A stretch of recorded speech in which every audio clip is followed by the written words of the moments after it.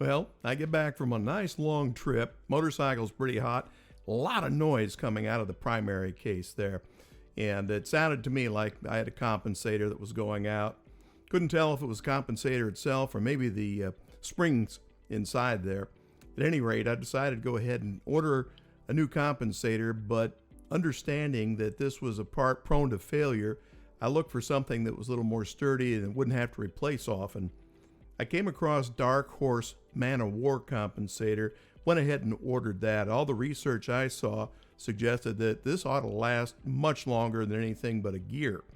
Wasn't interested in doing direct gear just because it takes away all the benefits of the compensator, which buffers all of the stress that comes from that torque from the engine every time you engage the throttle. Anyhow, went ahead and ordered that, and we'll take a quick look at see what we've got in the box here. So we take a look at the box and what's inside there. It shipped straight from Wisconsin, tiny little town up there where it's manufactured, and they keep this manufacturing going around the clock, it seems. It's a big demand item, often out of stock because of the demand. My particular model, it's a 2010 Ultra Limited, requires some extra parts. It does come as a kit for that model, and so the inner box here has a bag with some of the loose parts, and then a box for the rotor and a box for the compensator itself. Now, what they do is provide everything that you need. The only extra parts that you might need is some adhesive. I used epoxy to put that little drip tray there on the inside of my primary, and what that does is redirects the oil spray to make sure that the washers and the nuts in the compensator are properly lubricated. In fact, I believe the failure in my particular case was due to a lack of lubrication. I had the factory stock 2010 original compensator in there. When I pulled it apart, it was pretty clear to me by the sludge that it wasn't getting a lot of fresh oil in there. You can see here in the box you've got spacers inside there, and of course the compensator itself. And then this next box here has the rotor. It was necessary to replace the rotor because the original factory stock model had springs that were built right into the rotor, and I'll take a look at those in a moment here. The new rotor that comes with this has the magnets inside already affixed, and it's very similar to what the current model rotors look like today, particularly for the later model twin cams. And so when you pull it out, it doesn't look a lot different from those. The greater difference, and we'll see in a minute, is the absence in this particular rotor of the springs being welded to it. So it's the rotor, it's got the gear inside there, and where I'm pointing is where the springs are mounted on the stock 2010 model on the twin cam motor that I've got. I've got a 103. You can see the magnets are all affixed inside there. The machining's pretty exact. There was absolutely no slop on the splines when I put that on the bike itself. This is the old rotor, and you can see the cup that holds the springs, and they were a small diameter. The new models have no cup, and the springs are considerably larger, have a greater surface area. You can tell by the discoloration, oil was not getting in there very well. It wasn't moving around. I think those springs overheated and failed, and that's where the slip came from, and the whining noise and the clunking and clanking noise. It's an acknowledged poor design. They changed it several times, and all the current models use a different construction altogether. Some people will take that cup and they'll cut it off of this rotor and reuse the rotor. I elected to buy this brand new one as part of the kit there from Darkhorse. The spacers are very well machined. They're heavy, and again, the drip deflector throws the oil back on those spacers to ensure that it moves well. It comes with a really nice bolt that's already got the adhesive on the base of the bolt there, the Loctite, to ensure that it sticks in there. The drip deflector you epoxy into the outer primary cover, and you can see by the shape it redirects the oil directly into the center of the spline there to distribute the oil and make sure that you don't have the problems that come with the original design in there. There are a couple clips that come with that to help it be secured inside the primary. You have to purchase and provide your own epoxy. They do make it available from Darkhorse if you want to get that from them. They also have a rent-out gauge that you can purchase that will ensure that your shaft is within tolerance. Because I removed the inner primary, I also got some bolts in there that are seal bolts. You can see the rubber seal on the lip there. And they recommend anytime you remove the inner primary to replace this because it's a wear item. The rubber rings in there wear out and it could cause oil leaks. Then taking a closer look at what's inside the box, there's some nice decals inside there. You can see the spacers again, unique to this model to make sure that the compensator aligns properly with the chain drive. And also some clips. You'll see some shims inside there because the tolerance, it has to be exactly lined up, I believe within 25 thousandths of the clutch basket there when you put a straight edge against that. And so they provide everything that you need to make sure the spacing is proper and that it's aligned properly. Heavy duty parts there. They give you good instructions that are on video that show you how to do that particular piece of it. The written instructions were okay. I wasn't too impressed with them, to be honest with you. Looked at several videos, and I'm glad I did because I picked up some things that were not explained in any detail in the written instructions.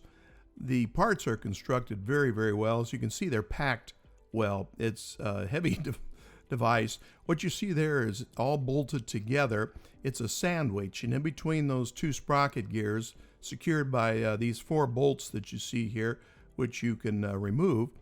Inside there are some plastic pressure plugs, I'll call them, that actually provide the compensating in the slip inside there. They're wear parts, but they last a long time, maybe 50,000 miles.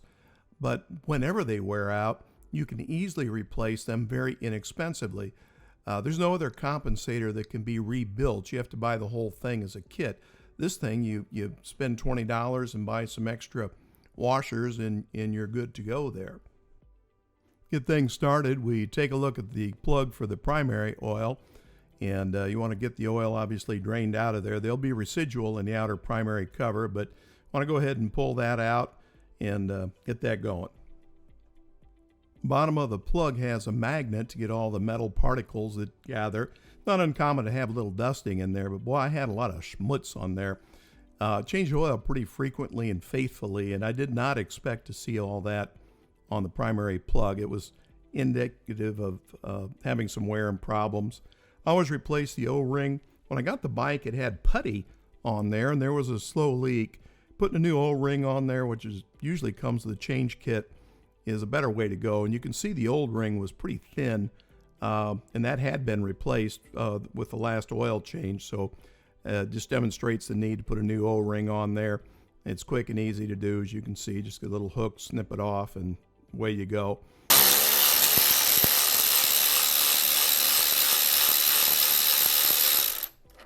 Next, I had to get everything ready to pull the primary case off. So I started removing foot pegs and footboards and things that were on the way there to get access so I can pull the case out.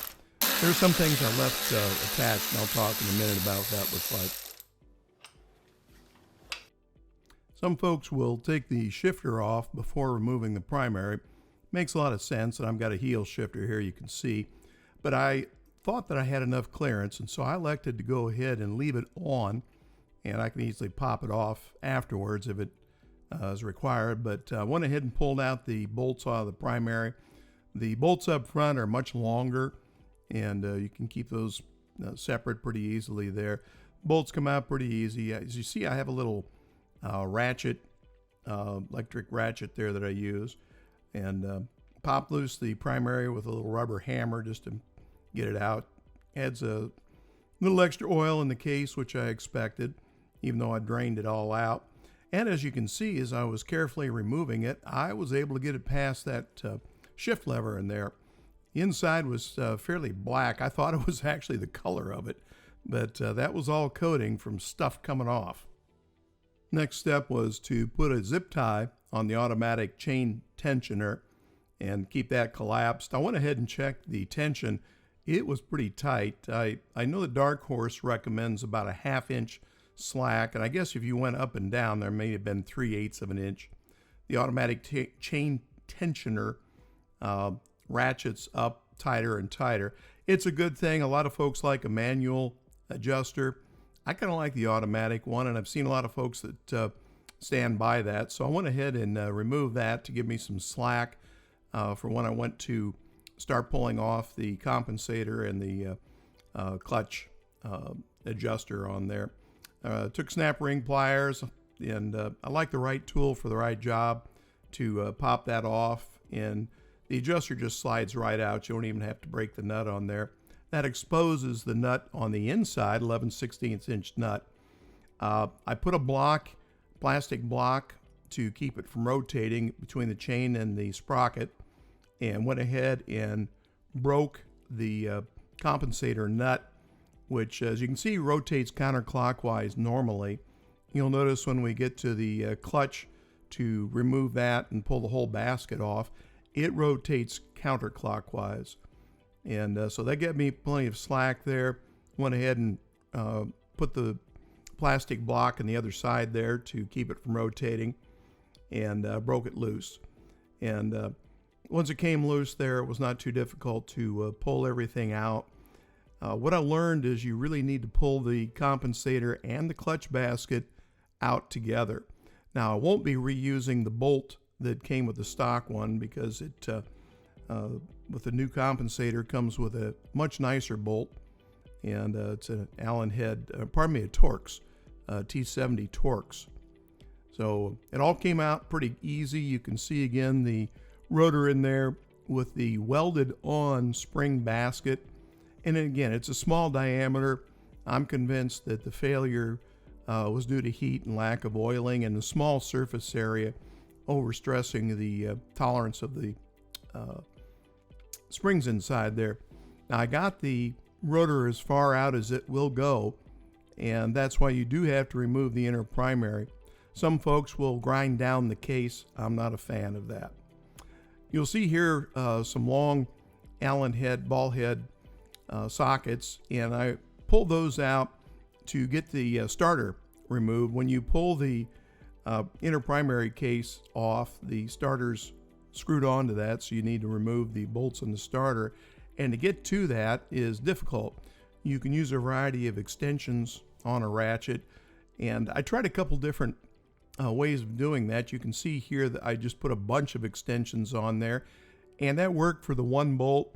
The other bolt, which you don't see in this particular shot, which is you have to go to the left underneath where the high power cord attaches, and I really couldn't get in there without disturbing that cord significantly. I did pop the fuse before doing that. The shift gear comes off with a single little bolt, and shift adjuster rather. Now here is the removed compensator, and it's a different design than the Darkhorse. It has the ramp and the gears, and you can see the wear patterns on there, but to be honest, they weren't very bad. I was expecting much flatter lobes on the ramp, and it looked to me to be reusable and in pretty good shape overall. I think the noise again came from failed springs on the rotor, and you can replace those. They're crimped into place. I just didn't want to go through that. I wanted something that had a long-term solution. And you can see the surface area there where the springs rub, and it's such a little surface area. It was highly, highly polished, indicating that, and a groove in there, indicating that the springs were digging in pretty deeply. And you can tell by the discoloration that it was not getting fresh oil. That oil was getting pretty hot that was in there and forming a sludge. So it's a design failure, again, which Harley has acknowledged. The sad thing is they did not issue a recall or any kind of an upgrade path. You had to pay for it. New compensators are over $400 plus labor. You're looking at $1,000 to fix a Harley problem. I'm pretty disappointed in that. And the new compensators still wear out. Went ahead and pulled the inner primary case off. I used the electric ratchet after hand braking everything. And I don't use it to tighten all the way. I just use it to quickly remove the bolts. I got this from Amazon, very inexpensive. Boy, do I like that tool. And again, I was able to pull the whole thing off pretty easily. But I didn't remove it entirely. I was able to get enough slack then to pull the rotor off. You can see where the crimps are for the springs, and you can uncrimp those and replace the springs. But again, it's such a poor design. You still have a small surface area. See the wear marks there, or the shiny part in the inner ring? Not much contacting that compensator. It just does not do the job. And again, Harley acknowledged that. So that part I hung on to. I hate throwing things away. You never know when you'll need them. But I have no intention of putting it back on that way. I went ahead and started bolting it back down. And as you can see, I've got the new rotor on there. It pops in pretty easy. Very, very nice. Tight fit. There's no slop on the shaft whatsoever. I torqued everything down according to spec all across the board, even the oil plug on there. You've got to put a spacer in here that comes with the kit to make sure that the compensator and clutch basket sprockets all align properly. I popped it back on with a new compensator and the clutch basket and chain. Tolerances are tight, and yet it's pretty easy to get inside there. And then we're ready to go ahead and check the tolerances, make sure the sprockets are lined up. I snugged it down, torqued it down about 100 pounds to make sure that it was properly aligned and in there good. Then put a straight edge on there to check the tolerances. The sprocket teeth need to be within a measured tolerance of no more than 25 thousandths on there. And measured it, and I had about 10 to 15 thousandths, I think, in there. I ended up putting another shim behind the compensator to line it up, but I was well within the tolerances and very happy with the way everything turned out there. It measured out tight and snug. I put the supplied bolt in there. I put red Loctite, even though it had blue on there. I didn't want this rascal coming loose because that has a lot of torque and vibration at that point.